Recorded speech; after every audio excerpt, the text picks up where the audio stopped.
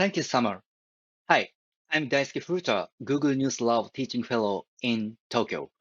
To be precise, I have just finished my term as a teaching fellow and am preparing to start a new fact-checking organization in Japan. Compared to other countries, Japan is a country where misinformation and disinformation spread through social media less common. One reason is that people are less likely to share news and political matters on social media.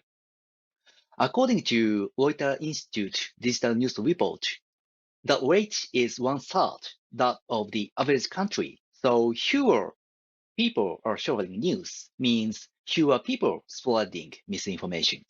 But of course, it doesn't mean zero misinfo. Much false and inaccurate information was spread on topics like COVID-19, which is relevant to all citizens. More recently, the case of the fatal shooting of former Prime Minister Abe, a lot of misinformation spread. There was one more characteristic thing about this incident. A large amount of false information was spread in Chinese and Korean social media. For example, the information verified by Anil Love, a Hong Kong-based fact-checking organization, that former Prime Minister Abe spoke on the phone from inside an ambulance as he was being taken to the hospital. The information said it was based on news broadcast by NHK, Japanese public broadcaster. But NHK didn't broadcast news of that kind. Anil Rao suspected that a Chinese user misread NHK's news through machine translation. There was also this one. This is a social media post in South Korea criticizing the close relationship between former Prime Minister Abe and a South Korean politician. But the photo was composite. Japan, South Korea, and China have had a difficult diplomatic relationship, and former Prime Minister Abe has been criticized as someone who has deepened those tensions.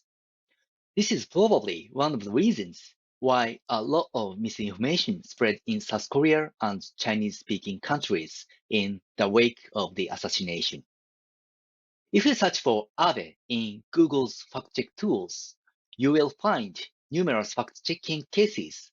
In some cases, misinformation spread in Japan was translated and then spread to other countries, while in other cases, false information spread overseas was then translated and imported to Japan. Just as misinformation about vaccines was easily shared across borders all over the world, false information can cross borders in APAC too. That is why we as fact checkers need solidarity. I have experience working with Taiwan Fact Check Center to verify information together. We need deeper and broader cooperation. Next June, Global Fact 10 will be held in Seoul. This is a great opportunity for our region to strengthening our network. Let's toast together with delicious Korean food and drinks. Thank you. Next speaker is Daisuke from Sri Lanka.